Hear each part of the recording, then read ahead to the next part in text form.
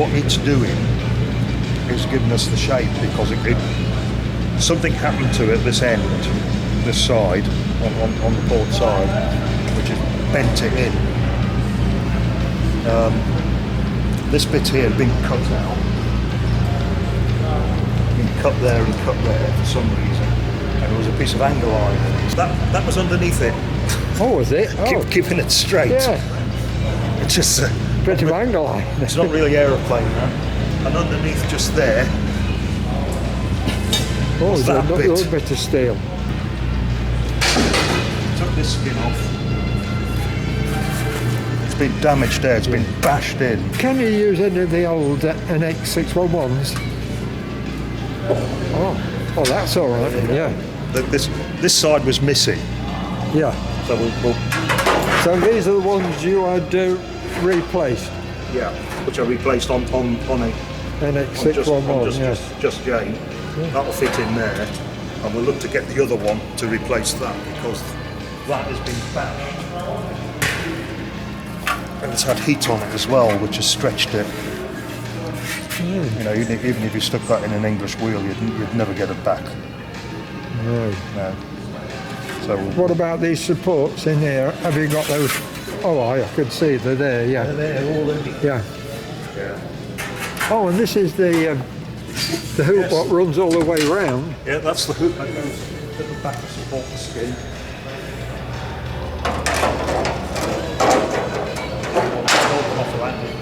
Yeah. There's nothing really wrong with it, it's just got too many holes in it.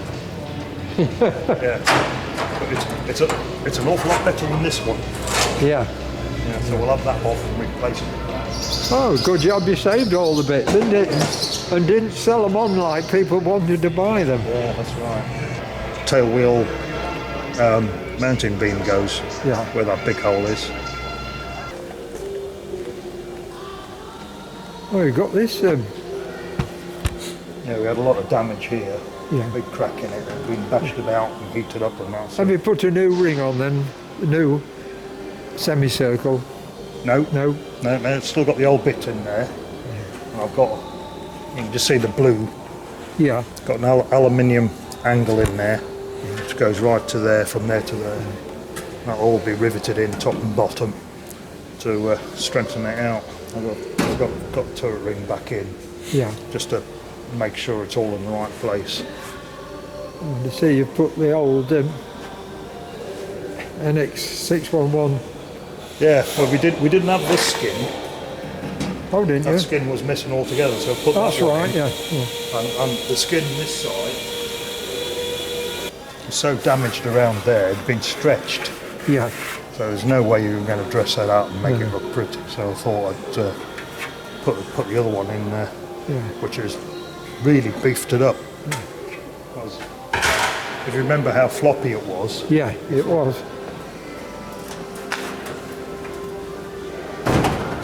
Pick the whole thing up with it now. Well, that's good then, isn't it? You've got some strength there, and it's not riveted yet, is it? Those two skins just locked it all up.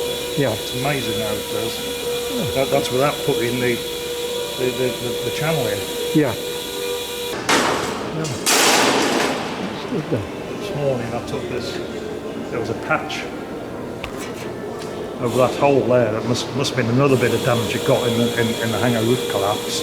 It's actually squashed the former just at the bottom there. Yeah. So I'll have to deal with that area, peel the skins back and dress that up, and then put a good skin repair in there, hopefully.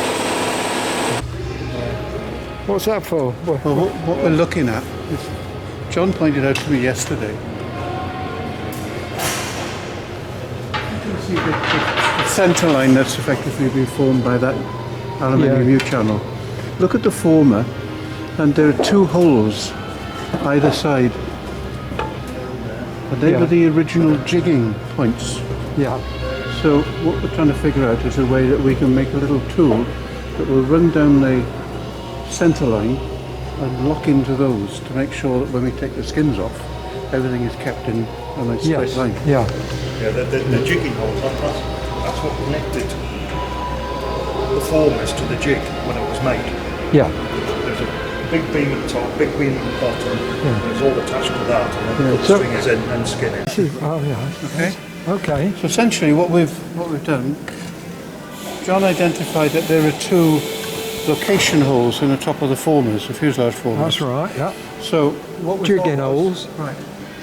If we make up a series of pieces like that, we'll have a bolt through here and here. So they'll go through the jigging holes, and this will fit across the top of the fuselage. So these will be set at the appropriate distance between the formers, and it'll keep them in line. Because when we start taking stringers off, they could go anywhere. Yeah, yeah. So that Well, will this help isn't keep going to it- move sideways, is it? No. Not with the angle. No, we'll devise a way of restraining that as well. Oh, I think, oh, all Yeah. right. So that's How many of these you making then? We're going to make 7 of these, Yeah, so that we can put the appropriate formers, locate them all at the same time. yeah. So, Oh, I see, that goes on there, does it? Yeah, yeah. Simple as. yeah. It'll mean, keep what- that in line Yeah. while you... A lot of the stuff that we're doing now, we're effectively proving that it will work before we start working on Jane's own back end. Yeah, Because obviously we want to know that when we start on that, we've dotted all the I's and crossed all the T's and make it as simple as we possibly can. yeah.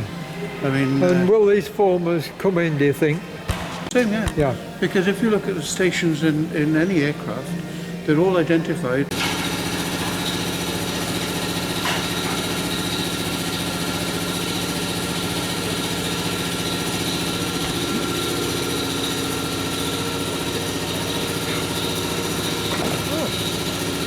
So that's good. You haven't drilled the holes in the... Not yet, no, because we've got to get the top skins off. There's two top skins that go. Well, that's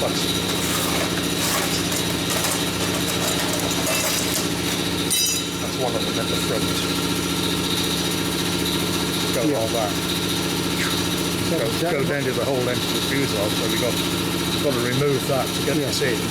Make sure it's nice and level and sit down, and then we've got the jigging holes in each of the formers, so we know it's actually spot on. 29 is the one what's missing, isn't it? It is, yeah. We've got 27, which is the big one at the front that joins with the other 27 on the intermediate rear fuselage. We've got that former. 29 is the one that's missing. How far are these apart? About a foot? Well, that's 15.51 inches, and that's 15 and 3/16. That's 15 and 3/16, and there's another one which is 15 and 1/16, I think. Yeah. So that's what the drawing states, is it? that's what the drawing states.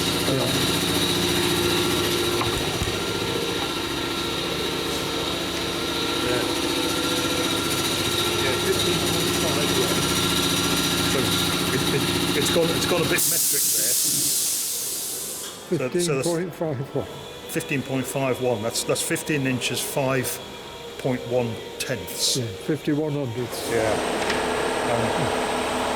15 9/16, 15 from 9/16, and then in between here it's 15 and 7/16.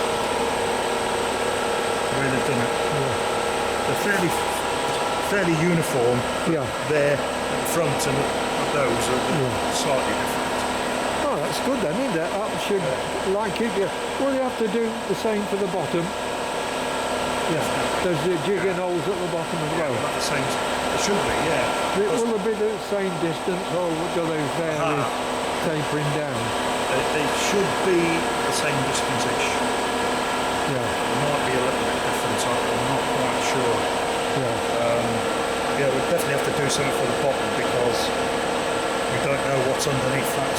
Yeah, and if it all moves, yeah. There's no way you could try all the, no, because the Lancaster all floors, Jane's already covered in, so you won't be able to check it. Yeah, but the same sort of thing, but upside down. Just Which way will it go up? Will it drop in like that, or will it fit the other way? this one. Yeah. This one goes on the top and fits. goes in front of the former. That one goes to the back. So the former's in front of that. The former's in front of that. The former's in front of that. The former's behind that one. Is it the way the shape of the formers? It's the way the C shape, because Yeah. if you look at the cross section of the former, it's a C shape. Yeah. Yeah. That one is that way round, that one's that way round, that one's that way round, that one's that way round, and then we go back. Oh, does it? It's where the door is. Yeah. It changes direction where the door is, so when you get either side of the door, you have got a flange sticking out. You've got the flat bit Yeah. on the side. Oh, it is interesting. And I think Brad said the